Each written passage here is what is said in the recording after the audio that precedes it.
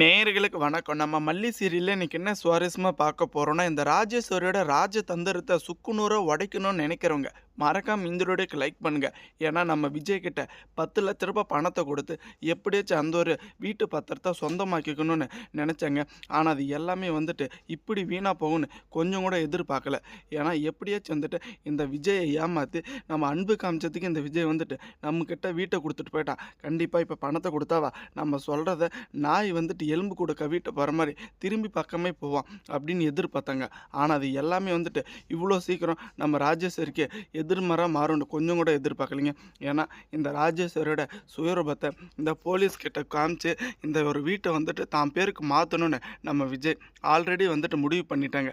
ஒரு பக்கம் இந்த ராஜேஸ்வரி எதிர்பார்த்துருக்கவே மாட்டாங்க. சரி நம்ம விஜய் இவ்வளோ சீக்கிரம் மாறுவான், இவ்வளோ சீக்கிரம் நம்மளுக்கு எதிராக வருவான் அப்படின்னு.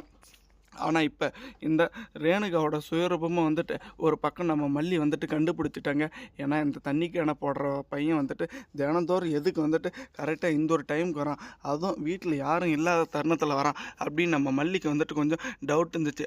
ஆரம்பத்தில் மனநிலை பாதிக்கப்பட்டு இருக்கலாம் இல்லையா அப்படின்ற ஒரு சந்தேகத்திலேருந்து அதை தாண்டி இப்போ இவர் ரேணுகாவே இல்லை வேறு யாரோ அப்படின்ற ஒரு சந்தேகத்தையும் நம்ம மல்லிகை வந்துட்டாங்க. நம்ம கதிரேசன் எப்படியாச்சும் இந்த ஒரு உண்மையை தெரிஞ்சுக்கிட்டு இந்த போலி ரேணுகாவோட சுயரூபத்தை நாராக கிழிச்சு நடு தெருவில் நிப்பாட்டணும்னு நினைக்கிறோங்க. மறக்காமல் உங்கள் கருத்துக்களை கமெண்ட் செக்ஷனில் கமெண்ட் பண்ணுங்கள். ஏன்னா எப்படியாச்சும் இருக்கிற இந்த ஒரு கொஞ்ச நாளாச்சும் விஜய் கூட சந்தோஷமாக வாழ்ந்துடலாம். ஏன்னா இதுக்கு முன்னாடி தான் ஜெயிலு கோர்ட்டு வாசல் அப்படின்னு ரொம்ப வாழ்க்கையை நம்ம தொலைச்சிட்டோம். இப்போ இந்த ரகுவோட பேச்சை கேட்டு நம்ம ரகுக்கு உண்மையாக இருந்து இந்த ஒரு டெண்டரை ரகு கிட்ட கொடுத்தாவா மிஞ்சிருது என்ன தெரியுமா, இந்த ஒரு பணம் தான். அந்த ஒரு உண்மையை புரிஞ்சுக்கிட்டு ஆசைப்பட்ட மாதிரி இந்த கதிரேசனுக்கு ஒரு நல்ல பொண்ணாவோ விஜய்க்கு நல்ல மனைவியாகவும் ஏமாற்றி இந்த ஒரு வீட்டில் வாழ்ந்துடலான்னு எதிர்பார்த்துட்டு இருக்காங்க. ஆனால் நம்ம மனோகரனும் நம்ம அன்னபூர்ணியும் கண்டிப்பாக இதுக்கு ஒத்துக்கவே போகிறது இல்லைங்க. ஏன்னா இப்போ வரைக்குமே நம்ம மல்லிக்கு பாரமாக இருக்கிற இந்த ஒரு ரேணுகாவோட சூழ்ச்சி தலைப்பாடாக நான் அடிச்சுக்கிட்டேன். ஆரம்பத்துலேயே வெளிச்சத்துக்கு கொண்டு வரணும்னு இந்த மரத்தை ஆரம்பத்துலேயே வெட்டி வீசணும்னு எவ்வளவோ போராடினாங்க.